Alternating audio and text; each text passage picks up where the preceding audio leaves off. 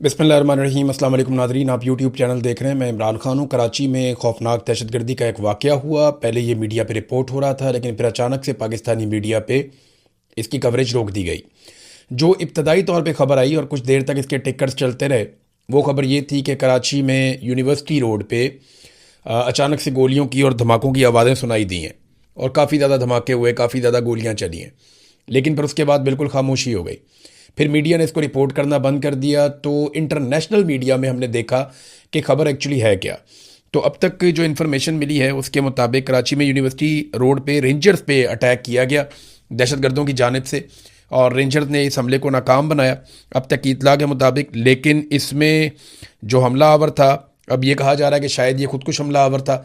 Firing भी हुई है। फायरिंग देखें, जब खुदकुश धमाका भी हो जाए तो उसके बाद भी फायरिंग होती रहती है। सिक्योरिटी फोर्सेस अपनी सिक्योरिटी के लिए भी फायरिंग करती हैं। अभी हकीकत क्या है, हालात क्या हैं, वहाँ से कुछ रिपोर्ट नहीं हो रहा, क्योंकि पाकिस्तान में एक नया तरीक़ाकार है कि दहशतगर्दी को अगर आपने कम दिखाना है तो आप दहशतगर्दी के वाक़यात को रिपोर्ट ही ना कर दें।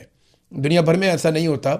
अमेरिका में, यूरोप में, बरतानिया में, कहीं पे भी दहशतगर्दी का कोई भी वाक़या हो, फौरी तौर पे लोग उसे रिपोर्ट करते हैं।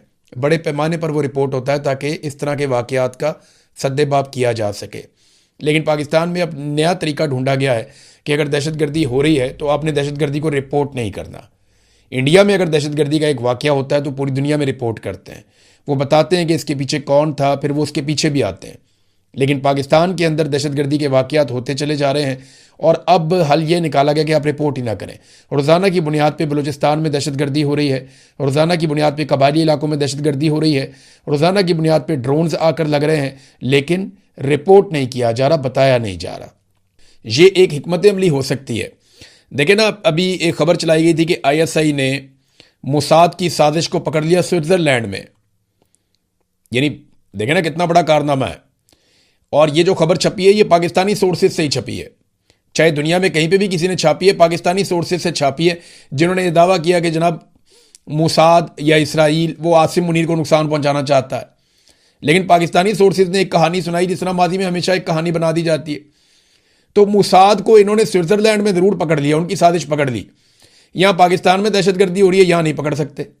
तो मोसाद जैसी एजेंसी को वहाँ स्विट्जरलैंड में काबू कर दिया। लेकिन यहाँ पे जो दहशतगर्द हैं, जो पहाड़ों से उतर के आ जाते हैं, कभी कहीं से आ जाते हैं, कभी कोई उनको प्रॉक्सी सपोर्ट मिल रही होती है, तो यहाँ पे पाकिस्तान की इंटेलिजेंस एजेंसियाँ नाकाम हो जाती हैं। चाहे वो बलूचिस्तान में हो, चाहे वो कोयटा में हो, चाहे वो खैबर पख्तूनख्वा में हो, कबायली इलाकों में हो, चाहे वो कराची में हो। पाकिस्तान का सबसे बड़ा शहर है। एक अफसोसनाक वाक़या हुआ है। अब तक जो इंटरनेशनल मीडिया पे इतलात आ रही हैं वो ये कह रहे हैं कि 4 लोग इसमें शहीद हुए हैं। कन्फर्मेशन तो गवर्नमेंट ऑफ पाकिस्तान ही दे सकती है। कोई खबर छपेगी तो हमें पता चलेगा कि हुआ क्या। अब नाजरीन, एक जर्नलिस्ट हैं मुनीफ फारूक साहब, उन्होंने एक एतराफ़ किया। एतराफ़ क्या, ये सारे सहाफ़ी जानते हैं इस बात को, लेकिन उन्होंने इस बात को टीवी के ऊपर कह दिया। ये वो बातें हैं जो हम बड़े लंबे अरसे से बता रहे हैं कि इमरान खान साहब की हुकूमत गिराने की साजिश जनरल बाजवा ने बहुत पहले बना ली थी। और ये किस तरीके से होता रहा, मैं आज आपको सारा खेल बता देता हूँ। तो मुनीफ फारूक साहब ने, क्योंकि वो शहबाज शरीफ की हुकूमत को थोड़ा सा सपोर्ट कर रहे थे, तो उन्होंने ये कहा कि नहीं नहीं, इमरान खान के दौर में जैसे हमें ताकतवर लोगों ने बुलाकर कहा कि आप इमरान खान की धुलाई कर सकते हैं, हमें आप हमारे ऊपर कोई मलबा नहीं आना चाहिए, लेकिन अभी हमें कुछ भी नहीं, इस तरह का हुक्म जारी नहीं किया गया। यानी अभी हमें इजाज़त नहीं मिली कि मौजूदा हुकूमत के ऊपर तनकीद करें। तो मैं आपको थोड़ा याद दिलाता हूँ कि इमरान खान साहब की जब हुकूमत बनी थी ना, तो इमरान खान साहब ने अपनी मर्जी की कैबिनेट बनाने की कोशिश की। तो थोड़े ही अरसे के बाद मिलिट्री एस्टेब्लिशमेंट ने अपने बंदे एडजस्ट करने थे, तो इन्होंने मीडिया के ज़रिए से इमरान खान के ऊपर बदतरीन तनकीद करवाना शुरू कर दी और बाकायदा इन्होंने तनकीद करवा के अपने बंदे इंजेक्ट करवा लिए। इमरान खान साहब की गलती थी हुकूमत लेना, उन्हें एक लूली लंगड़ी हुकूमत लेनी नहीं चाहिए थी। बाद में उन्होंने कहा कि ये मेरे से गलती हुई, और उस हुकूमत को चलाने के लिए उन्हें मिलिट्री एस्टेब्लिशमेंट के साथ ना सिर्फ समझौता करना पड़ा, बल्कि बाद औक़ात उनकी मदद भी मांगनी पड़ी। और ये सारा अब सारी दुनिया जानती है। अब इमरान खान साहब के ऊपर आप इसलिए ज़्यादा ब्लेम नहीं कर सकते कि उन्होंने अपनी गलती को खुद तस्लीम कर लिया। वो नवाज शरीफ की तरह तो नहीं है जो कभी मानता ही नहीं है कि मेरे से कुछ गलत हुआ, या वो जरदारी की तरह तो नहीं है जो ये कहने के लिए तैयार ही नहीं है कि मेरे से कभी कोई गलती हुई। वो ये नहीं मानते। बहरहाल इन्होंने एतराफ़ किया कि जनाब उस वक्त फ़ौज ने हमें कहा था कि हमें कुछ ना कहा जाए, और जो आप करना चाहते हैं वो इमरान खान की हुकूमत के साथ आप करें। तो नाज़रीन, इमरान खान साहब की हुकूमत बहुत पहले गिर जानी थी। जनरल बाजवा ने पहला दबाव बनाया काबीना में अपने बंदे डालने के लिए, दूसरा दबाव बनाया उसने अपनी एक्सटेंशन के लिए कि मुझे एक्सटेंशन चाहिए। बाजवा ने पीपल्स पार्टी को, पीएमएलएन को और पीटीआई को सबको चक्कर दिया कि मुझे एक्सटेंशन दे दे, मैं आपके लिए ये करूंगा, आपके लिए ये करूंगा, आपके लिए ये करूंगा, और एक्सटेंशन लेके बैठ गया। नवाज शरीफ को उसके बदले में पाकिस्तान से बाहर जाने का मौका मिल गया। जरदारी साहब जो हैं उनको थोड़ा सा अपना रिलीफ मिल गया, और इमरान खान साहब जो हैं उन्हें लगा कि दबाव कुछ थोड़ा सा यहां से कम हो जाएगा। लेकिन हुआ क्या, जनरल बाजवा की एक्सटेंशन इमरान खान साहब ने अपनी एक बड़ी सियासी गलती करार दी बाद में। अब रिजीम चेंज ऑपरेशन होना था 2020 में, यह जनरल बाजवा ने इनको वादा किया हुआ था। लेकिन हुआ क्या, 2020 में आ जाता है कोरोना वायरस। जब कोरोना वायरस आया तो फौज ने मुड़ के देखा तो सियासतदानों ने हाथ ही नहीं पकड़ाया। इन सबको लग रहा था हम मरने वाले हैं। कोरोना वायरस में आपको पता है रोजाना कोई ना कोई आदमी मर जाता था, बड़े बड़े दुनिया के लोग मारे जा रहे थे। तो इतने लोग दुनिया में मर रहे थे कि ये सारे मौत से तो बहुत डरते हैं। जिस आदमी ने करप्शन से पैसा बनाया हुआ हो, बहुत सारा पैसा इकट्ठा किया हुआ, अपने कई बड़े आदमों में कारोबार को फैलाया हुआ हो, वो आदमी कभी मरना चाहेगा? तो ये मरना नहीं चाहते थे, ये लोग सारे दौड़ गए। अच्छा, उस वक्त भी पाकिस्तान की मिलिट्री एस्टेब्लिशमेंट सहाफ़ियों को बुला बुलाकर एक बात कहती थी, और वो सहाफ़ी जाके जब इमरान खान साहब को मिलते थे वो तब ये बात इमरान खान साहब के सामने करते थे कि आप लॉकडाउन क्यों नहीं लगाते। एस्टेब्लिशमेंट ने हर जगह पे सहाफ़ियों को यह कहा कि आप जाकर इमरान खान पे दबाव डालें, हर बंदे को यह कहा कि आप इमरान खान पे दबाव डालें। याद है बिलावल कितना चीखता था, बाकी लोग कितना चीखते थे कि आप लॉकडाउन क्यों नहीं लगा रहे। ये सब चाहते थे इमरान खान लॉकडाउन लगा दे, जैसे इंडिया में बंदे मर रहे हैं पाकिस्तान में भी वैसे ही लोग मरना शुरू हो जाएं। इमरान खान ने इनकार कर दिया, उसने फौज की बात नहीं सुनी। उसने कोरोना वायरस को अपने तरीके से निपटा और एक स्मार्ट लॉकडाउन की एक टर्मिनोलॉजी लाया। पूरी दुनिया ने तारीफ की, इमरान खान ने कमाल काम कर दिया। और कोरोना वायरस से लड़ने में इमरान खान से बेहतर कोई नहीं, पूरी दुनिया के अंदर यह साबित हुआ। टॉप 3 ममालिक की कैटेगरी में पाकिस्तान आया था पहली मरतबा। शानदार पाकिस्तान ने कोरोना वायरस को मैनेज किया। अब जैसे ही कोरोना वायरस खत्म होता है तो दोबारा से इन्होंने प्लान कर लिया कि रिजीम चेंज ऑपरेशन जो पेंडिंग है वो अब हमें करना चाहिए। जनरल बाजवा को एक और एक्सटेंशन चाहिए थी, उस एक्सटेंशन के लिए उससे वादा कर लिया पीएमएलएन ने, पीपल्स पार्टी ने, बाकी सारों ने कि जनाब आप रिजीम चेंज ऑपरेशन करें, हम आपको एक्सटेंशन करवा के देते हैं। फिर इमरान खान साहब को रूस के दौरे पर भेजा गया, और जब इमरान खान साहब रूस के दौरे पर गए तो उसी चीज को बहाना बनाकर अमेरिका के अंदर एक लॉबिंग की गई। वो लॉबिंग सरकारी पैसे से हुई थी, उसके ऊपर एक अलग पूरा वीलॉग भी हो सकता है, और जनरल बाजवा उसके पीछे थे। तो इमरान खान की हुकूमत के पीछे इमरान खान का ही सरकारी पैसा इस्तेमाल हो रहा था और लॉबिंग हो रही थी इमरान खान के खिलाफ और जनरल बाजवा के हक में। फिर अमेरिका से एक साइफर आ गया जो जनरल बाजवा को मिल गया। वो साइफर दिखा के जनरल बाजवा ने सारे जर्नलों को सीधा कर दिया कि जनाब अब अमेरिका बहादुरों ने कह दिया, अब इमरान खान की हुकूमत हमें गिरानी पड़ेगी, कोई चूं भी ना करे। और फिर इस तरह उन्हें फ्री हैंड मिल गया। फिर उन्होंने जो कुछ पाकिस्तान में किया वो आपके सामने है। ये हो गया रिजीम चेंज ऑपरेशन मुकम्मल। तो जो जो हमने आपको कहा, जो जो हमने आपको बताया, अब वो साबित हो रहा है। इनके अपने लोग बता रहे हैं, कभी किसी वजह से, कभी किसी वजह से, कोरोना वायरस की वजह से लेट हो गया। 2021 में मुझे अच्छी तरह याद है, जनरल बाबर इफ्तिखार जो हैं, ये अभी पता नहीं कहाँ होते हैं आजकल, इससे पहले ये डीजी आईएसपीआर में थे, तो ये डीजी थे आईएसपीआर के। तो ये एक दिन लाहौर में सहाफ़ियों को मिलने आए, तो इन्होंने तब भी सहाफ़ियों से ये कहा, 2021 की बात है गालिबन, मैं वहाँ था और बहुत सारे सहाफ़ी थे। मुझे हैरत हुई कि वहाँ पे 90% उन सहाफ़ियों को बुलाया गया उस मीटिंग में जो नवाज शरीफ के बहुत करीबी थे, और जो लोग इमरान खान से शदीद नफरत करते थे, उन सहाफ़ियों को इकट्ठा किया इन्होंने। और उन्हें इन्होंने कहा कि जनाब आप तुन के हुकूमत के ऊपर तनकीद करें, आप जो मर्जी करें, हम आपको बिल्कुल कोई किसी किस्म का हमारा एतराज़ नहीं है।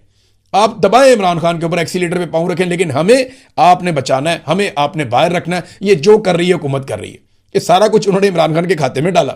1-2 तल्ख सवालात भी हुए वहां पे, और उसके बाद इन्होंने मीटिंग खत्म कर दी। तो ये पूरा एक खेल था जो खेला गया था। अब आहिस्ता आहिस्ता खुल रहा है, चीजें आहिस्ता आहिस्ता आपके सामने आएगी। इमरान खान एक बात कहते हैं ना, अल्लाह अल हक है, सच का खुदा है, तो जो सच है वो सामने आ ही जाता है। तो अब देखें ये सच आपके सामने किस तरीके से आ रहा है। नाज़रीन, 5 अगस्त को एक एहतजाज करना था पाकिस्तान तहरीक इंसाफ ने, और ये डिस्कशन पाकिस्तान तहरीक इंसाफ के अंदर चल रही थी, लेकिन फिर एकदम खामोशी हो गई। मुल्क गिर एहतजाज के बारे में कोई प्लानिंग की जा रही थी। मैंने ये सुना 1-2 सोर्सेज से कि 5 अगस्त को इमरान खान साहब को 3 साल मुकम्मल हो जाएंगे। तो इस पर पाकिस्तान तहरीक इंसाफ कोई बहुत बड़ी हिकमत अमली बना रही है। अगर तहरीक इंसाफ से किए हुए वादे पूरे ना किए गए, या जो यकीन दहानियां करवाई गई थी कि बजट हो जाने दें, उसके बाद ये करेंगे वो करेंगे, आप ये बात मान लें तो हम ये करेंगे, आप वो बात मान लें तो हम वो करेंगे। गिलगित बल्तिस्तान की हुकूमत भी प्लेट में रख के दे दी गई, कश्मीर के अंदर भी जो मांगा गया वो दे दिया गया।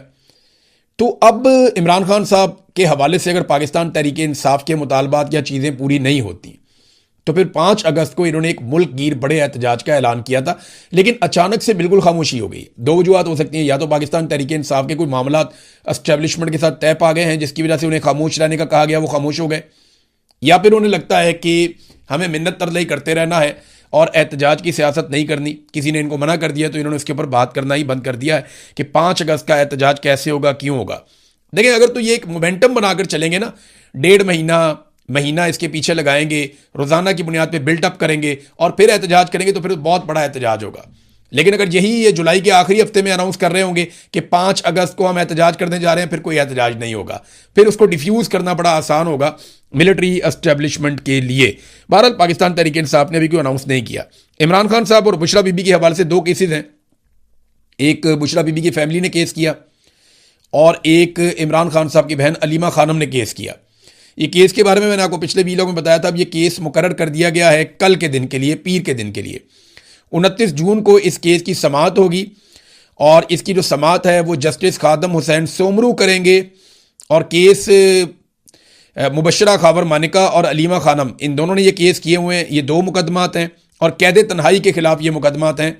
तो अब देखते हैं कि इसके ऊपर क्या होगा। इसके ऊपर ये होगा कि वो जेलर आ जाएगा, वो आकर कहेगा कि जनाब अब इमरान खान की और बुशरा बीवी की मुलाकात करवा देते हैं हफ्ते में 1 दफ़ा, और जनाब हमने 1 दफ़ा ये किया था, 1 दफ़ा वो किया था, कोई कैद तन्हाई नहीं है।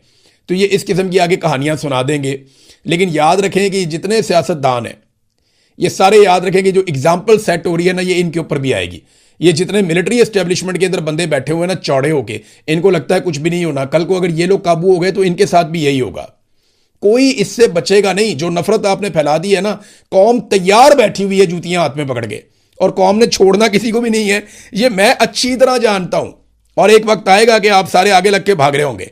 हालात ये हो गए हैं कि पाकिस्तान का मीडिया खबर दिखाता है। ये मैं देख रहा था जियो न्यूज़ के ऊपर, 1-2 और चैनल्स के ऊपर, और हेडलाइंस चल रही थी, ब्रेकिंग न्यूज़ चलाई जा रही थी। खबर क्या दिखाई जा रही थी कि जनेवा में कश्मीरी इकट्ठे हुए और उन्होंने भारत के खिलाफ एहतजाज किया कि भारत मकबूजा कश्मीर में जुल्म कर रहा है, हक के खुद इरादियत नहीं दे रहा, अक़वाम मुत्तहिदा की करारदादों के मुताबिक मामला हल नहीं हो रहा। और जनेवा में अक़वाम मुत्तहिदा के दफ्तर के बाहर एहतजाज किया कश्मीरियों ने। मैंने गिना तो टोटल 12 कश्मीरी थे। 12 कश्मीरी इकट्ठे हुए और उन्होंने इंडिया के खिलाफ एहतजाज किया कि मकबूजा कश्मीर में इंडिया जुल्म कर रहा है। इधर 12,000 कश्मीरी निकलते हैं और वो एहतजाज करते हैं और पाकिस्तान का मीडिया नहीं दिखाता। और चलो 12,000 ना मानो, 1200 तो मान लो ना। 12 बंदों की खबर आप चला रहे हैं हेडलाइन के अंदर इंडिया के खिलाफ। लोग कह रहे हैं कि हमसे हमारा हक छीना जा रहा है। तो इधर जो पाकिस्तान में आज़ाद कश्मीर में हक छीना जा रहा है, चलो 12,000 ना माने, 1200 बंदा माने आप। इतनी बड़ी तादाद में कश्मीरी निकलते हैं, खबर ही नहीं चलती कि ओवरसीज कश्मीरी एहतजाज कर रहे हैं। वो कश्मीरी कहते हैं पाकिस्तानी मीडिया में कवर ही ना करे। वो आते हैं, वो कहते हैं जाओ यार यहां से, तुमने खबर चलानी ही नहीं। इंटरनेशनल मीडिया पे चलती है, पाकिस्तानी मीडिया पे चलती ही नहीं। तो ये जो चीजें अब की जा रही है ना, ये कश्मीरी याद रखेंगे, इसको भूलेंगे नहीं। पहली मरतबा ऐसा हुआ है कि खुराक की तरसील को बतौर हथियार इस्तेमाल किया जा रहा है। ऐसा पाकिस्तान में नहीं होता था। जो खुराक की तरसील है, जो खुराक जाती है आज़ाद कश्मीर में, उसको बतौर हथियार इस्तेमाल किया जा रहा है। बीबीसी ने खबर दी, इन्होंने तरदीद की। उसके बाद से लेकर अब तक दर्जनों वीडियो आ चुकी हैं जो ये बता रही हैं कि जगह जगह पे ट्रक खड़े हुए हैं, जगह जगह पे माल खड़ा हुआ है, खुराक को आज़ाद कश्मीर में जाने नहीं दिया जा रहा। कोशिश कर रहे हैं कि लोगों की खुराक बंद हो जाए और वो दबाव में आ जाए। और ये काम हो कब रहा है? मुहर्रमुल हराम के महीने में। तो करने वाले जरा अपने गिरेबान में खुद ही झांक लें। नाज़रीन, मारम बलोच साहिबा की किरदार कुशी की जा रही है, लगातार की जा रही है। मारम लांगू कह के उन्हें मुखातिब किया जाता है, उन्हें दहशतगर्दों के साथ जोड़ा जाता है। यह सख्त ज़्यादती है। देखें, मैं आपको एक चीज़ बताता हूँ, वो कहती क्या है। मारम बलोच ने यह नहीं कहा कि हम दहशतगर्दी करेंगे, हम बम चलाएंगे, हम गोली चलाएंगे, हम किसी को जान से मार देंगे। नहीं, उसने कभी इसकी हमायत नहीं की। मारम बलोच ने कहा कि अगर आपने दहशतगर्दों को या उनसे जुड़े हुए लोगों को पकड़ना है, आप आते हैं, आप बलूचिस्तान में किसी के भी घर में घुस जाते हैं, वहां से किसी को भी आप उठाकर ले जाते हैं, उसको टॉर्चर करते हैं, उसको जबरी तौर पे लापता करते हैं, फिर उसकी मशक़शुदा लाश आप फेंक के चले जाते हैं। आप ये ना करें। आपने जिसको गिरफ्तार करना है कानून के मुताबिक गिरफ्तार करें, अदालत के अंदर पेश करें, मुकदमा चलाएं। अगर जुर्म किया है तो सजा दें। वो मांगते क्या है? वो अपने लिए स्कूल मांगते हैं, कॉलेज मांगते हैं, फैक्ट्रियां मांगते हैं, सड़कें मांगते हैं, इंफ्रास्ट्रक्चर मांगते हैं, गैस मांगते हैं, बिजली मांगते हैं, इंटरनेट मांगते हैं। वो अपने लिए जदीद तालीम और जदीद सहूलियात मांगते हैं जो सारी दुनिया में शहरियों को मिलती हैं। अब वो चीज़ें आप उन्हें देते नहीं हैं। देखें, अगर उन्हें तालीम मिल जाएगी, उन्हें सेहत की सहूलियात मिल जाएंगी, उन्हें सड़कें मिल जाएंगी, उन्हें इंफ्रास्ट्रक्चर मिल जाएगा, तो वो क्या कहेंगे? वो यही कहेंगे ना कि ये हमारे वसाइल हैं, ये मादनियात हमारे हैं, ये हम बेचेंगे। बस यहीं पे आके असल फड्डा हो जाता है। बलूचिस्तान को नाखवानदा रखा गया, जानबूझकर बलूचिस्तान के लोगों को पीसा गया, बलूचिस्तान के अंदर डिवीजन पैदा की गई, बलूचिस्तान में लोगों को आपस में लड़वाया गया, बलूचिस्तान के अंदर दहशतगर्दी को सपोर्ट किया गया और उसके नतीजे में वहां से मादनियात निकाले गए। मुझे तो यही बात समझ आती है। और बलूचिस्तान के बजट को जिस तरह खाया गया, ऐसे दुनिया की तारीख में कभी हमने नहीं सुना कि किसी सूबे के अंदर इतनी दो नंबरी हुई हो जितनी हमने बलूचिस्तान में होते हुए देखी है। नादरीन, जियो न्यूज़ के हवाले से खबर है, उनकी नशरियात 15 दिन के लिए मुअत्तल की गई हैं क्योंकि मजहबी नुक्ता नज़र से उन्होंने कुछ ऐसा कंटेंट चला दिया जिससे लोगों के जज्बात जो हैं उनको ठेस पहुंची। अब मेरी गुजारिश जो है ना वो तमाम लोगों से है। कुछ लोगों को मैं सोशल मीडिया पे देख रहा था कि उन्होंने भी गैर जिम्मेदारी का मुजाहरा किया। अब ये एक मेन स्ट्रीम मीडिया, बल्कि पाकिस्तान का एक सबसे बड़े मीडिया में से एक है जियो न्यूज़, तो सबको ना जिम्मेदारी का एहसास करना चाहिए। और यहाँ पे मैं ये नहीं कहूँगा कि कोई भी जो है वो गुस्ताख है या कोई भी जो है उसने ब्लास्फेमी की है, नहीं, नीयत किसी की भी नहीं होती। ये जियो न्यूज़ के लोगों को, इनके मालिकान को मैं अच्छी तरह जानता हूँ। ये ऐसे नहीं है कि मज़हब के दुश्मन हो, या ये ऐसे नहीं है कि जानबूझ के इन्होंने कोई ऐसी हरकत की है। गलती हो जाती है, लेकिन मेरे ख्याल में ज़्यादा मोहतात रहना चाहिए। ख़ासतौर पर देखें, मैं जियो को तो खुद उनकी एक बहुत बड़ी उनकी टीम है, वो इन चीज़ों को खुद ही मैनेज बेहतर कर सकते हैं, और कहाँ पे गलती हुई वो उस गलती को पकड़ भी लेंगे और वो उसके ऊपर जहाँ लोगों की दिलादारी हुई वहाँ माजरत भी करेंगे। तो ये जियो का तो एक केस ही अलग है। लेकिन बहुत सारे लोग सोशल मीडिया के ऊपर गैर जिम्मेदारी का मुजाहरा करते हैं, लोगों की दिलादारी होती है। अगर आपका कंटेंट इंटरटेनमेंट का है या इंफोटेनमेंट का है या आपका कंटेंट न्यूज़ से रिलेटेड है, तो आप वही काम करें। जब मज़हब में आपकी एक्सपर्टीज़ नहीं है, जब आप ज़्यादा जानते नहीं हैं, तो फिर उसके अंदर आप दखलंदाजी ना करें। जब आप ऐसी चीज़ के अंदर आते हैं जिससे लोगों के जज्बात जुड़े हुए हैं और वहाँ पे आप कोई ऐसी बात कह देते हैं जिससे लोगों के जज्बात भड़क जाते हैं, तो आप अपने आप को ना सिर्फ खतरे में डाल रहे होते हैं, बल्कि आप मुआशरे में एक तकसीम पैदा कर रहे होते हैं। तो मेरी सारे लोगों से गुजारिश है कि इस किस्म का कंटेंट बनाते हुए बड़े मोहतात रहा करें और ऐसी बात ना करें जिससे तफरका पैदा हो, जिससे इख्तलाफात पैदा हो। वो बात करें जिससे लोग इकट्ठे हो जाएं, जिससे लोगों में प्यार और मोहब्बत पैदा हो। तो तफरका और इख्तलाफ पैदा नहीं करना चाहिए। अभी मैं नहीं समझता हूं कि ये जियो के मालिकान या कोई बड़ा आसान है उनके ऊपर इल्ज़ाम लगाना, उनके ऊपर सारे चढ़ाई कर दें, नहीं। मेरा नहीं ख्याल कि जानबूझकर कोई भी ऐसा करेगा। गलती हो जाती है, गलती की गुंजाइश भी होती है, तो वहां पे माफ़ी की गुंजाइश भी रहनी चाहिए। बहरहाल ये अब स्टेट ने उनके जो टीवी चैनल है उसकी नशरियात 15 दिन के लिए मुअत्तल की हैं। मैं उम्मीद करता हूँ ये मामला ठीक तरीके से हल हो जाएगा। और यहाँ नाज़रीन, ना तो मैं जियो की सपोर्ट कर रहा हूँ तो ना मैं उनकी मुखालफत कर रहा हूँ। जो हुआ वो स्टेट ने, जो रियासती इदारा है, उसने इस मामले को देखा और उसके मुताबिक उसके ऊपर एक पाबंदी लगाई। अब मेरे ख्याल में ये तय कर लिया जाएगा, वो बेहतर अंदाज है। और कोई भी ऐसी चीज़ हो, किसी को भी कहीं पे भी कानून हाथ में नहीं लेना चाहिए। मेरी एक मरतबा फिर सबसे यही गुजारिश है। मैं हमेशा पहले भी यही कहता था, मैं आज भी यही कहता हूँ कि जब मुल्क में एक कानून मौजूद है तो उसके साथ चीज़ें होनी चाहिए, ना कि कोई कानून हाथ में ले। नाज़रीन, एक और ख़बर जो हम सुन रहे थे कि इमरान खान की किसी एक बहन को ऑफ़र की गई है मुलाकात के लिए, तो इस पे कुछ लोग तबसरे भी कर रहे थे। मैंने अपने तौर पे चेक किया तो वो भी कहानी थी। अभी तक उसके अंदर कोई ऐसी हकीकत नहीं है कि कह दिया गया हो कि आएँ जी मुलाकात करवा देते हैं, ऐसा कुछ नहीं है। ये प्रपोजल्स डिस्कस होते रहते हैं, बातचीत होती रहती है, लेकिन सॉलिड कुछ भी नहीं है। ग्राउंड के ऊपर ऐसी कोई सॉलिड ऑफर मौजूद नहीं थी। अब कुछ लोग कह रहे थे कि मंगल वाले दिन इस मरतबा मुलाकात हो जाएगी, तो मंगल जो है वो परसों आ जाएगा, पता चल जाएगा मुलाकात होती है या नहीं होती। साबिक FIA के ऑफिसर है साजिद मुस्तफ़ा बाजुआ, उन्होंने ना ये बताया कि 145 के करीब IPPs का उन्होंने डाटा या जो उनके पावर प्लांट्स हैं उनको उन्होंने चेक किया था। और वो ये कहते हैं उनमें से 87 प्लांट्स ऐसे थे जिसमें नवाज शरीफ और शाहिद खाकान अब्बासी के दौर में लगे थे। आप अंदाज़ा करें कितनी तबाही फेरी है नवाज शरीफ ने अपने उस दौर में। ऐसे प्लांट्स शुरू किए और ऐसे मंसूबों को पाइपलाइन में डाल दिया जो शाहिद खाकान अब्बासी के दौर में भी पूरे होते रहे। अब्बासी साहब भी उसके अंदर शामिल थे। और आज पूरी कौम उसकी कीमत यूं चुका रही है कि आप 1 यूनिट बिजली इस्तेमाल करते हैं और 4 यूनिट बिजली का आप पैसा देते हैं। और ना सिर्फ 4 यूनिट का पैसा देते हैं, बल्कि वो यूनिट भी आप 4 गुना महंगा खरीदते हैं। यानी 15 रुपए वाला यूनिट आप 50 रुपए का लेते हैं, और जब आप 1 यूनिट 50 रुपए का लेते हैं तो आप एक्चुअली 3 यूनिट के इजाफी पैसे भी देते हैं। यानी वो आपसे 200 रुपया लेते हैं, क्योंकि कैपेसिटी पेमेंट भी तो आप ही ने जमा करवानी है, वो तो किसी और ने नहीं देनी।